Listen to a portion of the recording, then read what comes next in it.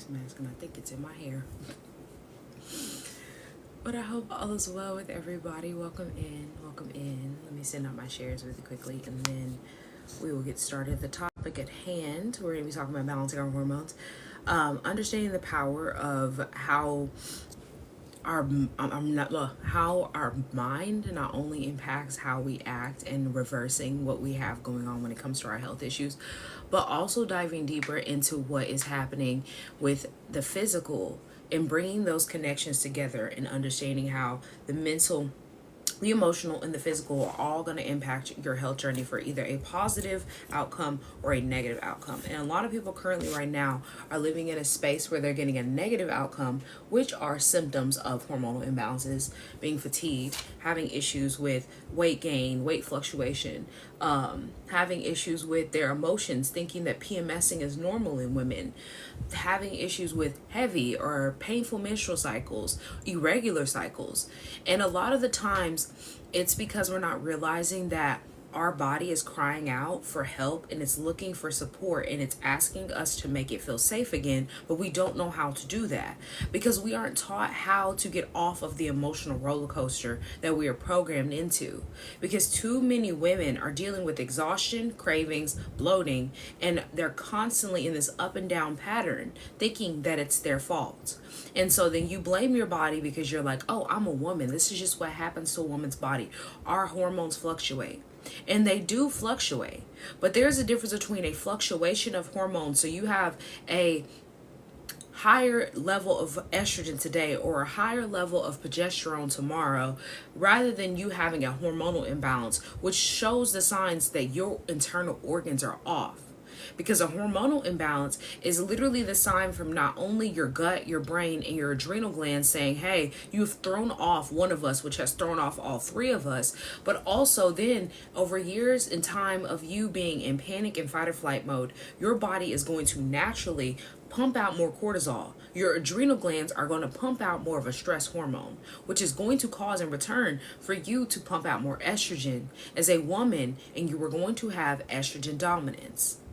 And so if you are looking for an answer of, okay, how do I get away from this space and help myself be able to rebalance? Hi, my name is Kendra. If you do not know and you are new here, I'm a plant-based lifestyle strategist. I have not only helped women be able to restore their feminine energy and to support them in reversing insulin resistance and balance your hormones, but I also supported myself in doing many other different health changes and getting out of the cycle of poisoning and punishing myself for being human. You shouldn't be poisoning yourself with the foods that you eat. You shouldn't be punishing yourself for being hungry. Because I was somebody who used to be over 200 pounds. I kept going down to 190, above 200, and couldn't have a stable weight. Nor did I have stability in the habits when it came to food because I emotionally ate.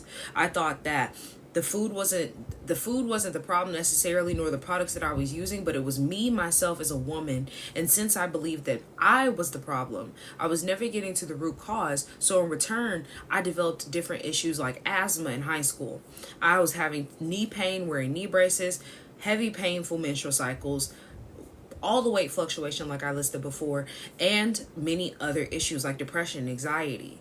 And that all stems from one thing specifically when it comes to the realm of like a spiraling snowball effect, which is what foods you are eating.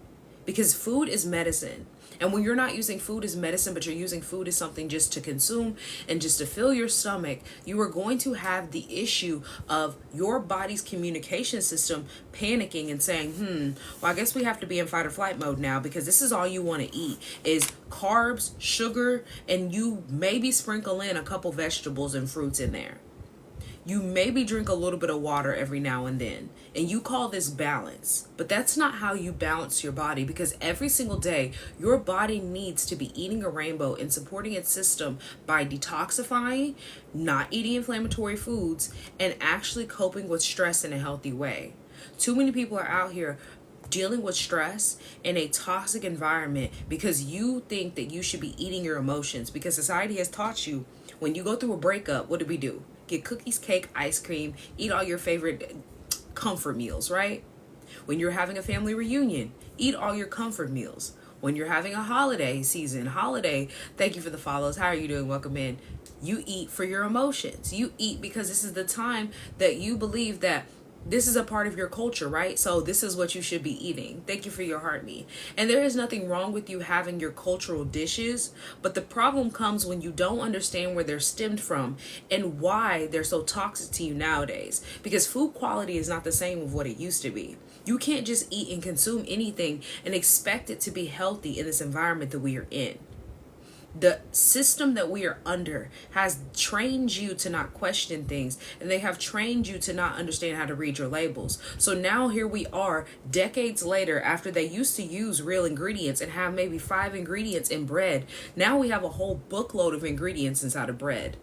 We have a whole bunch of additives and fillers in our snacks, in our foods in general, meat included, dairy as well.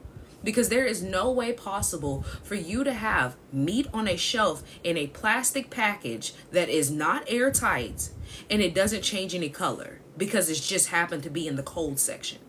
That is not how the decomposition process happens. Because if you know anything about bodies, decomposition, and etc., we all know that the morgue is freezing cold for a reason and the bodies are kept a certain temperature for a reason.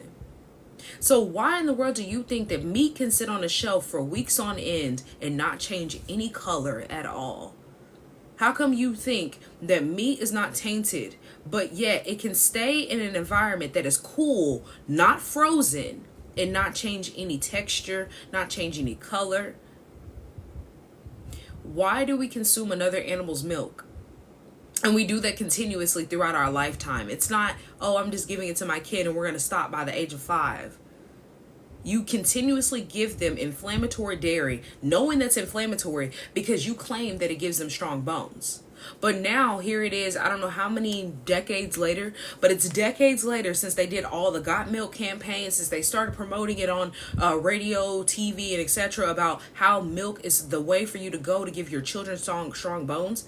And now they flipped it and reversed it and told you they paid doctors to back that, and it actually was never true. They never did any scientific research on how calcium and giving you strong bones comes from milk. They never did any research on that. They went to scientists and they told them, thank you for the share, hey, we are in need for us to be able to use this milk that we have in production, that has been produced, that has been given to us by these farmers, so that we can pay the farmers because we promised them compensation for making all this milk. The war is over. We don't have any need for it anymore. We have no funds going to the war anymore. We can't pay them. So what did they start doing? Market it to the average mother. We don't know what to do with it. Market it to your consumers in your states. And then they started doing that. And here we are decades later and they're still doing it to this day. Even though the scientific study came out and they even backed it and said they never did any science behind how strong bones come from milk. They told you that they lied to you, that it's all marketing, and yet we don't question. And it makes absolutely no sense why we don't question anything. But it's literally because the power in our brain, the power is all in their hands and we have none. And so it's hard for us to remember that we have free will. It's hard for us to remember what healthy habits actually look like outside of diet culture. Because diet culture has taught you that in order for you to be healthy, what you have to do is calorie count and starve yourself until you get to the space where you want to be when it comes to your weight. That you have to literally sit here and suffer for being human. Because getting hungry and being hungry is not a punishment. It's not something that you should be sitting here punishing yourself for. But it's a realization to say your body is craving nutrients. It needs nutrients. And when you're giving your body nutrients, it can respond appropriately. So then in return, you wake up with energy. You're not sitting here feeling fatigued all the time. You don't have to depend on coffee. You have a balanced gut, so when you eat things, it doesn't give you indigestion. When you eat, it doesn't give you this bloating feeling. When you're on your cycle, you're not sitting here suffering for the month that you have had when it comes to food. You're not in a diabetic insulin resistant state. You're not giving yourself high blood pressure when you're using food as your medicine. But you have to understand what the system is communicating to you. because people are in the space of being overwhelmed right now currently. And you can see this through how the body is responding and going into insulin resistance, because there are millions of people right now that are dealing with insulin resistance. And there are millions of women specifically who are dealing with insulin resistance. And women don't know how to sync with their cycle. And they also don't understand how to balance their blood sugar. And this is a key factor for you to be in a state that is consistently making your body toxic, because a lot of women don't know this because they don't know the phases of their cycle. When you know the phases of your cycle, you understand that there is a specific time of the month that you are more likely to be insulin resistant than any other phase of your cycle. So this means during this time, your cells are going to panic and not respond correctly to sugar, because when you are consuming toxic sugars on a regular basis, your body already is going to panic when it comes to consuming sugars. And so when you are in this insulin resistant state of your cycle, this is the time where you're going to be craving sugar because you're not eating nutrients on a regular basis. So your body is trying to replenish, but you have subconsciously trained yourself to crave sugar to replenish what you need, instead of actually craving the fruits and the vegetables, the colorful rainbow foods that you're needing to replenish your body to get ready for the phase of you menstruating. So then you're sitting here in a consistent cycle of being hungry and not being able to figure out what you want to eat. Being a consistent cycle of, okay, I've eaten all this food, but I'm still hungry and now I'm craving all this sugar. Women go through this and it's consistent. It's a common thing and it's not normal. Thank you for the follows. You said, do I teach how to eat the right foods? Yes, I do. I have plant-based cookbooks, and I also have a program where I teach women for 6 weeks how to live a plant-based lifestyle and understanding like the impact and the connection between the cycle syncing, your food, your products, and really diving deeper on how to sustain a lifestyle like I do, because I've been living plant-based for 5 years now, and I can tell you, as somebody who has not only learned my body language and understand what it's communicating to me, but also understanding how to get in the space of sustaining it and keeping it, because diet culture doesn't help you sustain. And that's my main issue when why I say diet culture does not help you, and never has supported you, and it never will. Because it doesn't teach you how to sustain. It teaches you how to sit here and eat in a calorie deficit and to starve yourself for a few weeks or maybe a month, however long. Thank you for the heart me. Because I was somebody who did a diet for 6 months. For 6 months straight, I was on a diet. Feeling good, looking good, working out twice a day, mind you. I'm doing all of this extra stuff to try to get in the space where I want to be when it comes to my weight. At the time, my health was not the issue. It was not my main concern. I was in high school. All I'm thinking about is I want to look good for prom. So I'm going to do this diet, right? I'm doing a diet for 6 months. During that time, yes, I lost weight, obviously. I'm working out twice a day. I did sports at the time. I'm feeling good. As soon as I stopped, and within that month of me stopping, I gained all the weight back. Within a month and a half, I had all the weight back and some. And it's because it's not sustainable, because you're going to flip back to your old habits, because what did you establish that was new for your lifestyle? Nothing. Thank you for the shares. I really appreciate it. Because when you're in the space of diet culture, it's never for you to stay here for forever so that you are healthy for forever. But it's here for you to feel good for this moment, to look good for your birthday, to look good for that party, to look good for X, Y, and Z, to go on this trip, right? But it's never to actually sustain your health. But how you get in the space of keeping it is you learning the root cause of the problem and changing the habits with small little habit changes that make the big changes later on that completely change your lifestyle, so that you understand what health looks like. Because health isn't just, oh, I'm being healthy by eating a salad and I want to lose weight, so I'm going to try to eat cleaner. So what I'm going to do is I'm going to throw a whole bunch of fruits and salad in my fridge and I'm going to do this for 3 weeks. Because all that does is retrain your brain to think negatively about eating healthy. Because you're going to be hungry. You didn't grab any snacks. You usually eat 3 meals a day. Now you're eating 1 meal of salad and the rest is fruits for the rest of the day. And you haven't prepared yourself to do any of this, because you have to set your body up to be in a calorie deficit and to restrict and to fast. You have to set your body up to do that. Because if you aren't set up with nutrients during that time, you're going to be hangry. You're going to be sitting here with the cravings that you can't figure out why you can't get rid of it, because you've been eating all day. And it's because after you got off of that diet, your body is saying, ooh, we're finally eating food again. Because it's a consistent a consistent uphill battle for your body on a regular basis. And so when you go into diet culture, you're already making your body panic. And you are lucky if your body doesn't start holding on to weights in this space as well. Because a lot of people do that, where they try a diet and it doesn't work for them, but it's not because the diet itself failed, but it's because your body has literally said, I don't know what you're trying to do here, but I know that I don't get enough nutrients on a regular basis, so I'm going to hold on to everything that you eat, and I'm going to hope that maybe I can use this and extract it and absorb and use it somewhere else. As soon as I start back, light spots appear. Yes, it's if you're eating, there's a hair that's flying and I'm trying to grab it so it doesn't fly and I don't lose it. I need to throw it away. If you were eating sugars that are processed, sugars that don't come from a natural source like fruits, your body is naturally going to have issues digesting it because it's not natural. And so it's deeper than just, oh, you develop diabetes by eating sugar, becoming overweight, and etc., right? But it's understanding that sugar itself is toxic. Not only does it make you inflamed, which is an inflammatory food, so then you're going to have issues of bloating, weight gain, etc., but it also throws your brain off.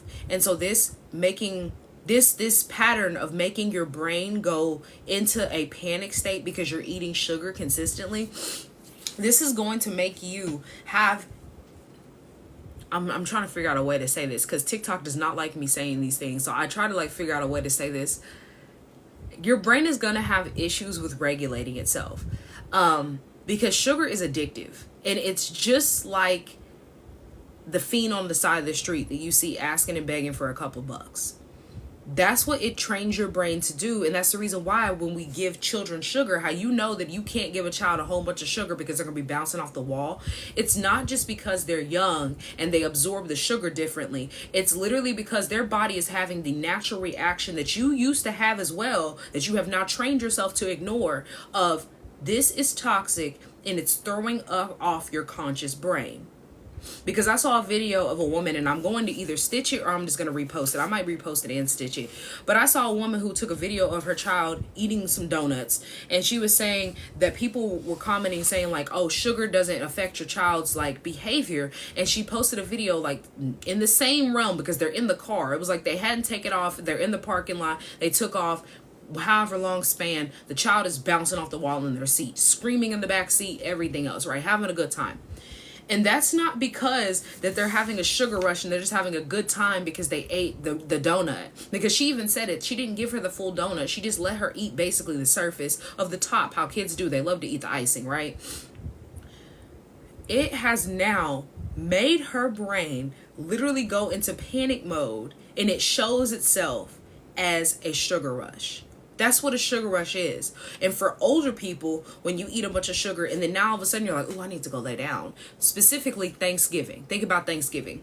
You eat this big old meal, and if you have dessert afterwards especially, the first thing that comes out of everybody's mouth is, I'm full and I need a nap.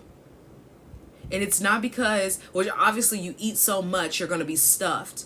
But let's say you don't even eat a whole lot, because I got to the space where I stopped stuffing myself at Thanksgiving and instead making myself a normal plate and then making a plate to take away when I used to eat meat and etc., right? And I got in this space. This is when I was learning about health and everything else, and I was actually understanding what was going on with our food industry, but I was still eating meat and I was still consuming dairy. And I still felt sluggish after the meal. And I'm I didn't stuff myself. Why do I still feel tired? I feel like I can't do anything. And I understand it's because there's not a balance in the foods that you're eating, and there's too much sugar. And when you have a lack of balance and too much sugar, you're going to get sleepy, just like somebody who has diabetes and they eat sugar. You are literally in this space of insulin resistance and you're going into a diabetic coma.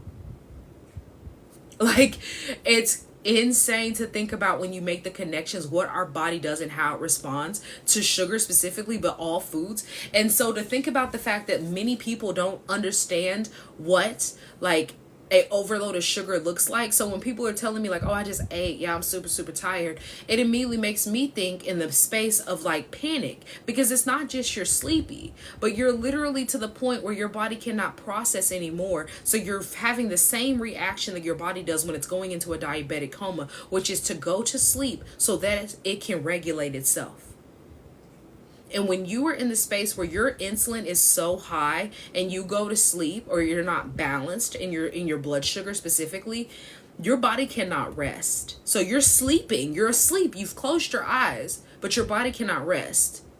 And this is a lot of women's problem when they go to sleep. Men too, but women, I talk to a lot of women specifically. When you go to sleep and you wake up, you have no energy, and you're sitting here and you're like, man, I got 8 hours of sleep. I don't know why I'm so tired. Maybe it's because I didn't sleep before, etc., etc., right? A lot of the times it's because your body was trying to keep you alive at night. Thank you for the gifts. I really appreciate it. Your body was trying to keep you alive. And since it was trying to keep you alive throughout the night, your actual rest was not there. So maybe you did go to sleep and rest at 4 a.m. after you've been up since 8 a.m., but you fell asleep at 8 a.m. Because your body goes through different phases of resetting each organ throughout the night. So when you cannot sleep and rest in the way that it's supposed to, but your organs are trying to digest, they're trying to regulate themselves, they're trying to keep you alive throughout the night, you are going to wake up tired and fatigued, and you're going to have no energy. And it's a consistent basis for a lot of people. And that's the reason why they get in their old age and they're talking about how they just don't sleep much anymore. And that when they do sleep, they're up and back and forth to the bathroom and all this different stuff that is going on throughout the night. And it's not just because you have to go to the bathroom because you drink a lot of water. It's because your body is literally telling you you were in an insulin resistant state before you went to sleep. And since you didn't balance and stabilize yourself, it's panicking. So when you get away from the space of making your organs overwhelmed and consistently throwing off your hormones, you'll start to actually get the rest again that you've been looking for.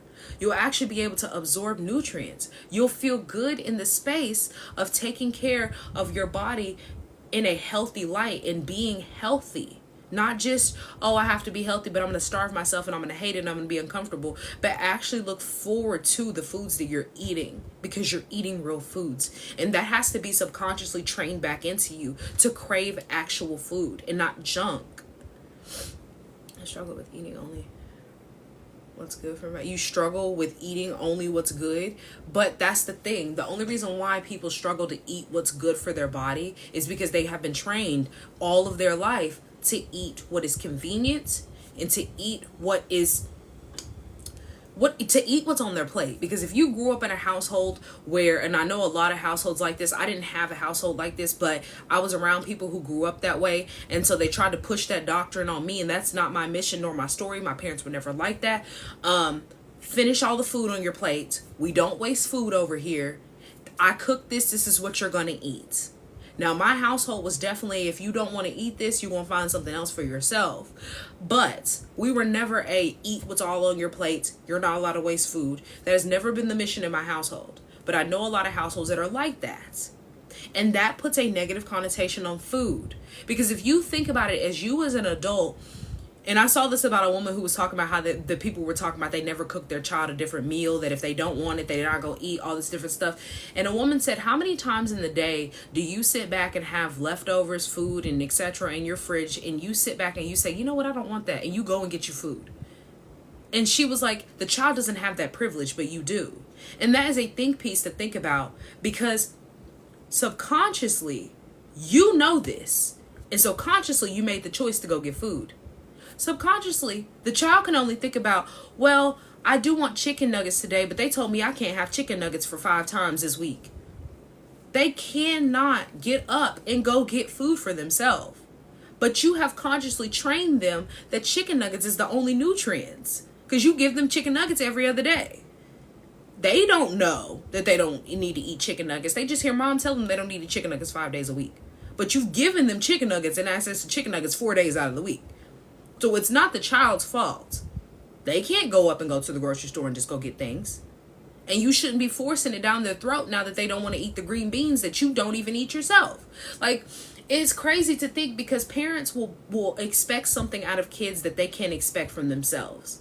Like, if you know that you don't want to eat the broccoli that's unseasoned, just boiled in some water, why do you think the kid wants to eat it just because they ate it as a baby? You're introducing it to them. Subconsciously, yeah. They're learning how to eat food. They're going to eat the broccoli that doesn't have any seasoning on it. But when the child is there and it's prominent, it sees you eating all the good food that you eat, and then you sit back and you hand them a plate full of broccoli that is unseasoned, no cheese on it, no nothing, and then you're over here eating a steak and some fries on the side, and they're crying about the fries, and you're mad because they don't want to eat what you gave them. You're not eating that. You literally lead by example. You can tell a child to not walk in the street, but if you walk out in the street without looking, the child is going to subconsciously learn to walk out in the street without looking. You cannot just say things. You have to lead by example. And I'm not a parent, but I worked with kids for many, many years. And it's baffling how parents will sit back and say that they don't expect their child, they expect their child to do one thing rather, but they don't expect themselves to do it. Because they're a human, just like you are. So you cannot expect this little person who is seeing you eat terribly to turn around and want to eat the healthiest food possible when everybody in the household's eating junk. It's not going to work that way.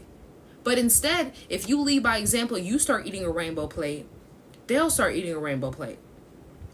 I think I reposted it. If I didn't, I'm going to repost this after I get off of live. This woman was eating like a tabbouleh salad. She was eating like chicken on a stick, etc. with her child or whatever. And she was talking about how this is how she gets her child to eat a good, healthy meal. She had like tomatoes, tabbouleh salad. Like she had a separate thing of tomatoes and some other different things going on her plate. Like a pretty good standard plate. Obviously, I'm not going to get into the meat because this is off topic of what I'm talking about exactly. She's sitting down with her child eating. She brought the plate for herself. She said, we both eat off the same plate, but she lets her child take over once she sees that mom is eating too, right? So she takes a little bite of chicken. She holds it out. She's waiting. She's chewing her chicken and going, reinforcing that this is good, right? She's like, oh, let me try the chicken mom tries. So the little girl tries the chicken. She's, this is good. Like, this is great, right? Any other child sees a tabbouleh salad, they're going to look at it and go, don't want to eat that. She's going, eating handfuls of or spoonfuls of the tabbouleh salad now. So she's getting a couple little forks full, like, reiterating the same thing she did with the chicken. This is delicious, right? Her little girl kind of looks at her, gives her like a little look of the side of like, I don't know about that. But then she goes, and then waits for her mom to give her a spoonful of tabbouleh salad as well. And then she gives her a little spoonful, and mom still continues eating, doesn't even think it, like, doesn't give her any reaction towards her eating it. Little girl kind of makes a little yucky face, and then she eats it and she goes, and then she goes, fork. And her mom goes, oh, you want your own fork and spoon? And she said, yes. Now she's sitting here eating the tabbouleh salad on her own. Went straight for the salad. But if mom would have looked at her the same way that y'all look at fruits and vegetables on a regular basis, you like it? You do? She wouldn't have ate it.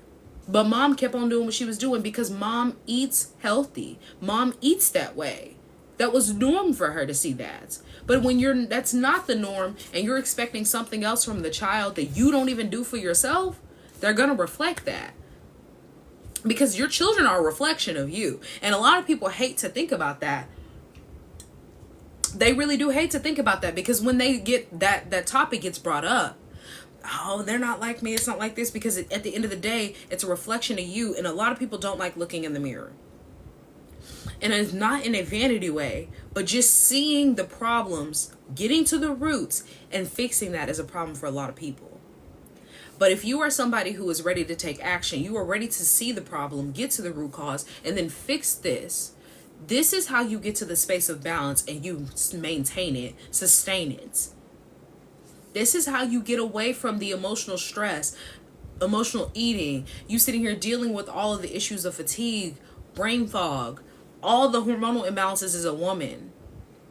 Women who have fibroids, cysts, or have had them that are trying to prevent them, they come and work with me. They come and they tell me what's going on with their body. I work with a lot of older women. My most recent client, she was in her 40s, and she was talking about how she had to have a surgery a while ago because they were looking at her thyroid. There was nothing wrong with her thyroid. They couldn't figure out where the lumps were coming from. Like, it was a whole different thing that we were going down the realm of. And so I asked her a couple questions, and we come to find out that it's like she wasn't having the normal signs of like a painful menstrual cycle, irregular cycle, and etc. But instead, she was having a bunch of weight gain, and she was having different signs of insulin resistance. And so I was like, that's also a hormonal hormonal imbalance. I know it's not coming up and reflecting in the same way that a lot of women have and they come on this app and talk about, but that is still a sign of hormonal imbalance, and more likely than not, estrogen dominance. As we started diving deeper into our habits, we started diving deeper into what was going on, it was pointing towards estrogen dominance. Because I'm asking all the questions of maybe progesterone dominant, because I know in a lot of older women, and she had kids, it can happen when you have children, especially, where you can get progesterone dominant and not see the signs completely because it's mimicking pregnancy. So you're thinking that this is just a side effect from your pregnancy, but in reality, it's a progesterone imbalance. And so getting and diving deeper into it, we were working through her estrogen dominance. Within 3 days, she was already feeling better from just eating the correct foods. And it wasn't like she came in to tell me immediately. She had a coworker who was asking her what she was doing. And then another coworker came up to her and was like, "You're eating better. Like, you seem like you're doing better today because it seemed like this, X, Y, and Z." She was like, "Oh, I'm eating better." Let me rephrase that. And it is crazy because I posted it on my story a while ago, the screenshots of her telling me within us having a meeting on Monday, by Wednesday, she's messaging me and letting me know, like, this is changing. My energy is changing. I was having migraines. I haven't had a migraine in 2 days. Like, all the different things that she was telling me, all because she started eating the correct foods. Because it is the food. And we aren't taught this because we're taught how to be consumers and to just fill our stomachs, not to fuel the body. So I just want to leave you with the fact that it's all about a foundation of healthy healing and reversing, rather than a foundation of toxicity, confusion, imbalances. But you have to know how to get to the space of realignment and staying there. Not just momentary band-aids and diet culture, but actually understanding the habits that are going to support you in being healthy. So if you guys have any more questions, I'll take your questions. And if not, I'm going to hop off. I have some, I think I finished all my client emails that I need to send out today, but I have a few other things that are popping up on my screen that I need to respond to for my peoples. And if you guys don't have any questions and I have supported you, please feel free to go check out the link in my bio to get on my Wellness Wednesday. I send out an email every single Wednesday, as well as also check out my YouTube. All of my past lives are there. Go subscribe to me.